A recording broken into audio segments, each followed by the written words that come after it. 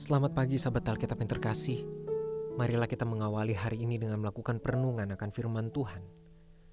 Bacaan Alkitab kita pada hari ini berasal dari kitab Lukas pasal yang kedua ayat 34 sampai 40. Lalu Simeon memberkati mereka dan berkata kepada Maria, ibu anak itu, sesungguhnya anak ini ditentukan untuk menjatuhkan atau membangkitkan banyak orang di Israel, dan untuk menjadi suatu tanda yang menimbulkan perbantahan, dan suatu pedang akan menembus jiwamu sendiri, supaya menjadi nyata pikiran hati banyak orang.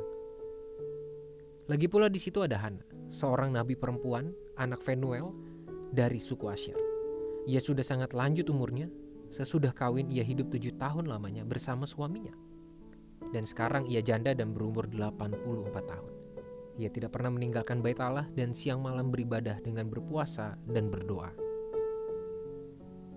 Dan pada ketika itu juga datanglah ia ke situ dan mengucap syukur kepada Allah dan berbicara tentang anak itu kepada semua orang yang menantikan kelepasan untuk Yerusalem. Dan setelah selesai semua yang harus dilakukan menurut hukum Tuhan, kembalilah mereka ke kota kediamannya, yaitu kota Nazaret di Galilea. Anak itu bertambah besar dan menjadi kuat, penuh hikmat dan kasih karunia Allah ada padanya. Nampaknya Maria dan Yusuf tidak pernah menyangka bahwa momen pemberian nama sekaligus ritus penyunatan yang diberikan kepada Yesus telah melampaui dari apa yang pada umumnya terjadi. Baru saja mereka berjumpa dengan Simeon, kini mereka juga mendapatkan afirmasi dari Hana, seorang nabi perempuan yang telah mengabdikan hidupnya secara total kepada Tuhan dan tidak pernah meninggalkan bait Allah. Pada saat Simeon memberikan berkat kepada Maria dan Yusuf, Hana pun menyambung penegasan tentang identitas Yesus melalui lantunan syukur serta pernyataan kenabiannya di hadapan banyak orang yang hadir di bait Allah pada saat itu. Ucapan berkat dari Simeon dan pernyataan Hana itu pun telah menempatkan posisi Yesus sebagai sentral atau pusat dari pembaruan hidup serta krisis hidup. Yesus telah ditegaskan sebagai pembawa pembebasan. Pernyataan Hana ini sebenarnya sudah mengarah kepada tindakan penebusan yang akan Yesus lakukan untuk mengalahkan maut. Pada teks asli kata kelepasan menggunakan kata dasar lutrosis yang berarti sebuah tindakan penebusan atau pembebasan yang memerdekakan. Di dalam perjanjian lama, praktik ini biasa dilakukan kepada seorang budak dengan cara membayarkan harga penuh untuk melepaskan statusnya dari budak.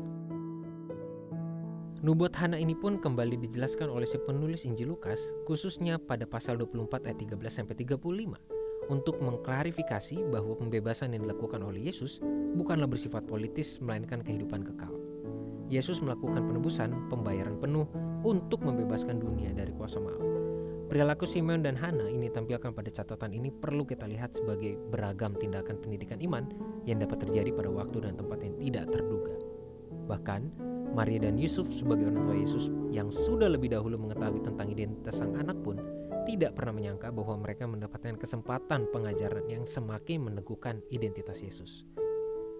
Namun inilah ruang-ruang misteri yang Tuhan kerjakan dalam jalannya kehidupan manusia. Sebagai umat Tuhan, kita perlu mempersiapkan diri dan membangun kepekaan agar tidak meluputkan proses pendidikan iman yang dapat terjadi melalui momen-momen kehidupan yang tidak kita duga. Bahkan pada waktu dan tempat yang kita anggap tidak mungkin terjadi. Marilah kita berdoa. Tuhan, kami berterima kasih untuk firman-Mu yang mengajarkan kami tentang proses dan pendidikan iman, pengajaran yang dapat Tuhan lakukan, berikan kepada kami melalui berbagai momen-momen yang kami rasa tidak mungkin menjadi bagian atau cara Tuhan untuk mendidik iman kami. Tolong kami Tuhan untuk memiliki kepekaan dalam menyadari setiap proses pembelajaran itu. Hanya di dalam nama Tuhan Yesus kami berdoa dan memohon. Amin.